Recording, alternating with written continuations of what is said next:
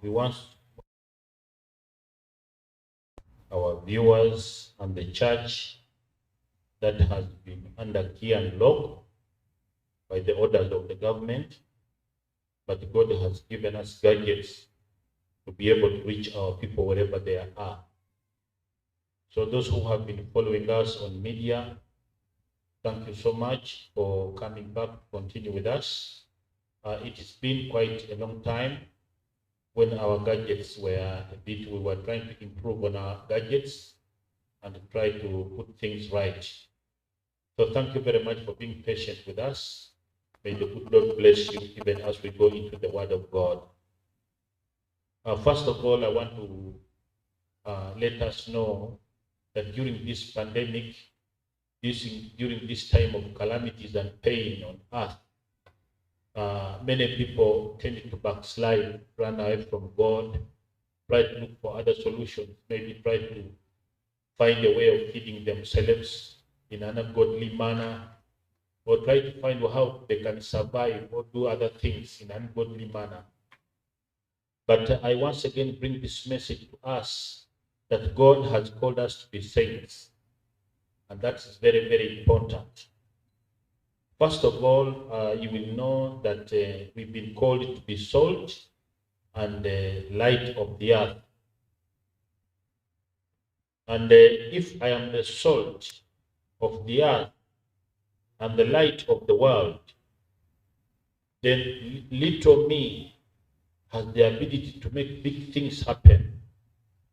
Therefore, don't fear the big darkness in the world. Praise the Lord. The first scripture we will look at to be called to be saints is in Matthew chapter 3, verse 2, which says, repent, for the kingdom of God is at hand. Dear ladies and gentlemen, I want to assure us that the kingdom of God is at hand. Therefore, we should repent because we have been called to be saints of the Most High God. According to Genesis chapter 1, verse 24, a long time ago, God created a race of a people made in his image. With him, he could share an eternity of love and fellowship. You remember what God said in verse 26 of chapter 1?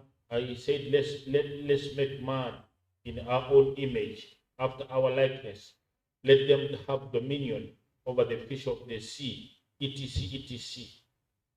God was a great friend of man when he created him in the Garden of Eden, and he used to come in the cool of the day, according to Genesis chapter 3, verse 8. He used to come and talk to man face to face. Yeah, because man was his friend. He began by walking in the cool of the evening with his most perfect creation, Adam. And he loved Adam so much. But you know, the day came when sin entered the world, and the fellowship between man and God was broken. From that time, never again could man and God look face to face. So, because God loves man so much, he had to create ways of reconciling man back to himself. Therefore, my brother, wherever you are, know that God is endeavoring and God is fighting, and God has been fighting from the time of coming of our Lord Jesus Christ to bring you back to himself. This message is for those who have not yet received Christ as their personal Lord and Savior, and even those who have received him, but they have backslidden or they have become lukewarm because of the mountains and the challenges that they are passing through. I am preaching this message the third time. My lecturer used to tell me that you have to preach the same message 7 times so that it can sink in the hearts of men. So I apologize for those who are saying I'm repeating, because I preached this very message a few days ago, but I bring it back for clarity and for our people who have been on the media, especially those who have been on YouTube, who have not been receiving us, we have come back in full swing. But in God's unfailing love, he didn't give up on man. His plan was fulfilled in Jesus Christ. The message of the greatest prophet of all times was the message of repentance. Dear ladies and gentlemen, the greatest message was the message of repentance. Because you know that we have been called to be saints. But along the line, we lost it. Along the line, there was a problem that befell us, and our relationship with God was marred by the enemy, the devil. But God has come back through the blood of Jesus, that we may be reconciled back to him. Therefore, the message is a message of repentance. Jesus also fulfilled the role of the prophet, and he too had a message to bring, according to John chapter 12, verse 49 and 50. You will read there by yourself. The message Jesus came to bring is clearly expressed by Peter in 1 Peter chapter 1, verse 15 to 16. Let's read there and see what Peter brought to us. 1 Peter says, verse 15, but as he who called you is holy, so be ye holy in all manner of conversation. Verse 16, because it is written, be ye holy, for I am holy. You know, God is asking us to be holy even in every manner of our conversation. When you look at the whole armor which God was asking us to put on, because many of you, I want to remind you that we are soldiers of the cross. Therefore, God was asking us to put on the whole armor of the Lord, and you know that the whole armor involves putting on the helmet of salvation, involves taking the sword, which is the word of God. It involves taking the shield, which is faith, and putting on the belt of righteousness. It involves putting on the shoes in preparation for the gospel of peace. That's why you see that our conversation should be conversation that brings back peace. Should be conversation that that creates peace among men. It should not be something that causes turmoil in the hearts of men or big confusion. You should know that we are the salt of the earth, and we are the light of the world. You see, total darkness is in the world, and most of this is caused by the conversation. It begins from the bedroom with the two people. They begin talking against somebody, and it escalates to 2 people, to 3 people, until it comes to the time of even murdering this kind of person because he has become an enemy. We, being the light of the earth, we have to make sure that we are the salt of the earth. You know, a spoon, one spoon full of salt can permeate a whole sack of rice. So don't mind about the numbers of the saints on earth. Few members of the saints can cause peace to reign in a community. Praise the Lord. Hallelujah. Jesus brought us from the Father a message of holiness. That is very, very important, dear ladies and gentlemen. This time of calamities, this time of pain, you should not forget the mission of the Lord. He brought a message of holiness. True repentance leads to a life of holiness. The ultimate goal of every believer is to be a saint, according to Ephesians chapter 1, verse 4, which says we should be holy and without blame before him in love. Praise the Lord. Even Hebrews chapter 12, verse 14 says, follow peace with all men and holiness, without which no man shall see the Lord. Dear ladies and gentlemen, right now during this pandemic, We have lost very many people, and we don't know the next one. The next one could be you, to be me. But you don't want to have to be working in the church and losing your life and go to hell. Therefore, this message has come to bring you to that place of repentance, that you may renew your life. You may come back to the Lord. The way you do things, the way you talk, the way you behave, and the way you do things. Because God works with the people who fear his name. Praise the Lord. Hallelujah. God takes the subject of holiness seriously. So should we. We should take the subject of holiness very seriously, dear ladies and gentlemen. Praise the Lord.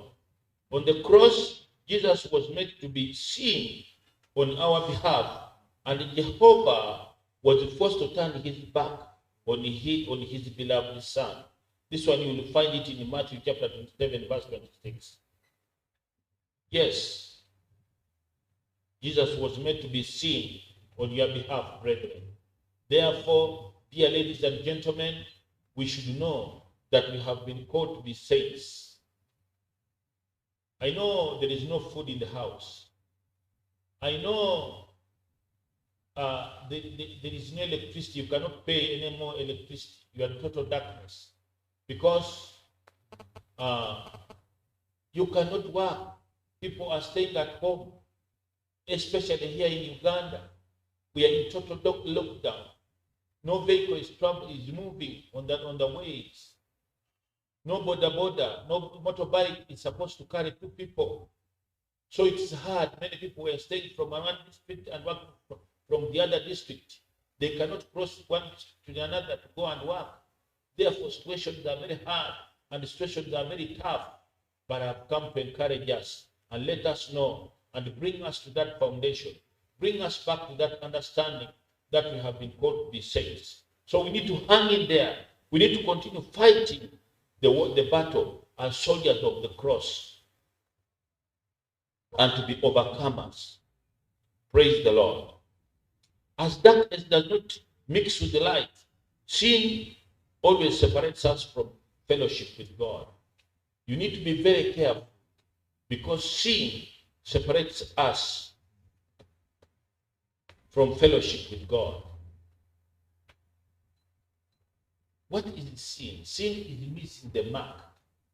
If the Bible, if the scripture has commanded you to do a certain thing and you do it the opposite, that is the sin, because you have missed the mark of the instruction of the scripture.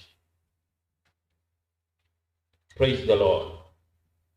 Hallelujah, ladies and gentlemen. We should let God mold and shape our lives until Christ becomes formed in us. According to 2 Corinthians chapter 7, verse 1, it says, having therefore these promises, dearly beloved, let us cleanse ourselves from all filthiness of the flesh and spirit, and perfecting holiness in the fear of God. The way to be received, the way to be released from the bondage of sin is through the gateway of repentance. My brother, this is a time of repentance. We need to repent and go back to the Almighty God. Because we are being the salt of the earth and being the light of the world. We should not miss the mark. We have sinned. Therefore, we need to repent and stand in the gap on behalf of the dying. There are only 2 things that should be done about sin. One is confession. You need to confess it and forsake it. Confession is repentance. And after you have repented, you need to leave what you have been doing. I met a certain lady one time, and she told me that I have been surviving prostitution. I've taken my children to school on prostitution. There is nothing I can do. I told him that what you are saying is not greater than God. God can put away where it seems to be no way. God is a miracle working God. That lady received Christ, and miraculously, God gave her a good job. Right now, she is no longer a prostitute. She is a saint, and she's also helping many people to know Christ. Therefore, my brother, hear this voice, hear this trumpet call for us to be prepared, because we have been called to be saints. Before we ask for forgiveness, you must humble yourself and admit you have sinned. Many younger people do not want to admit that they have sinned. The spirit of arrogance has entered in. They are proud, and when you try to help them to confess or tell them that they need to confess their sins, they say you are infringing on their peace. You have gone too far. You need to come back and don't go too far, but that is the work of the Holy Spirit. The Holy Spirit must bring you back to the line. The Holy Spirit must help you to know your Christ. The Holy Spirit must help you to repent. And you need to humble yourself and admit you have sinned.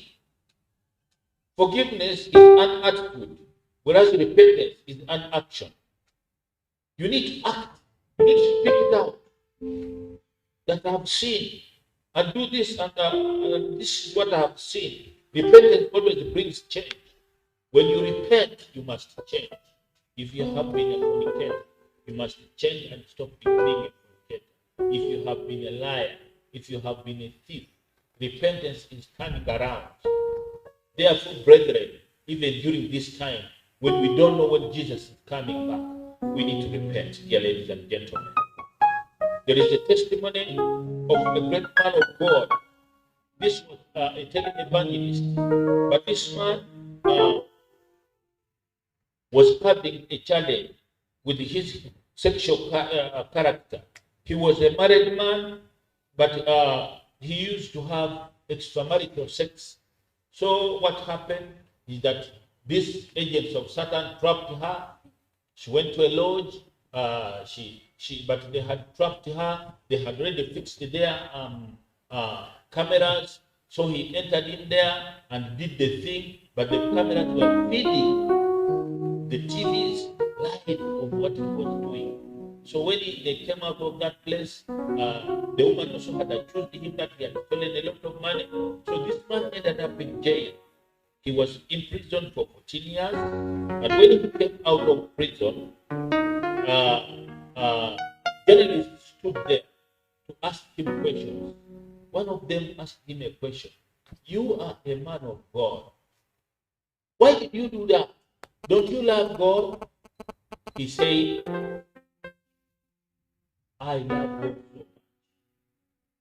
Just as the atheists love God and the witch doctors love God. But one thing that I was lacking is that I was not fearing God. I used to love God, I used to serve Him, but I was not fearing. Therefore, ladies and gentlemen, we need to love God and fear Him as well. There are things that you do in darkness, things that you do when you're alone, things that you do when man is not seeing you, but God is watching. I want to remind you that we have been called to be saints. People who fear God take heed of the voice of the Scripture.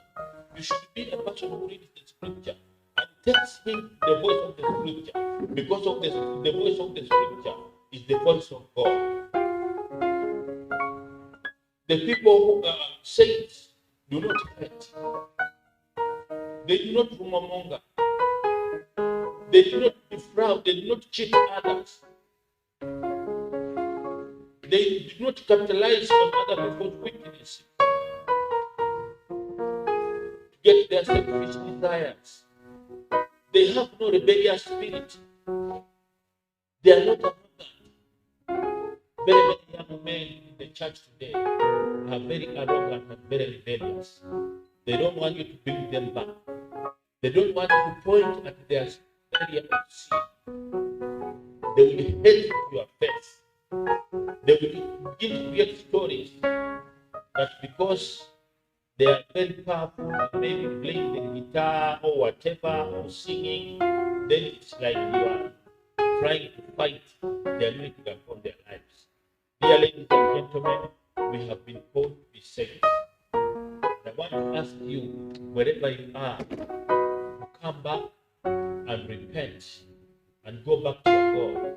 God, He has still His arms are still wide open to us, to receive us, because that's what brought Jesus from heaven to come and die for mankind, so that man can be reconciled back to the whole. Let's pray. Father God, I thank you for this message that's reaching the ends of the nation. And I'm asking you, my Lord, Holy Spirit, forgive us of our sins and reconcile us to yourself.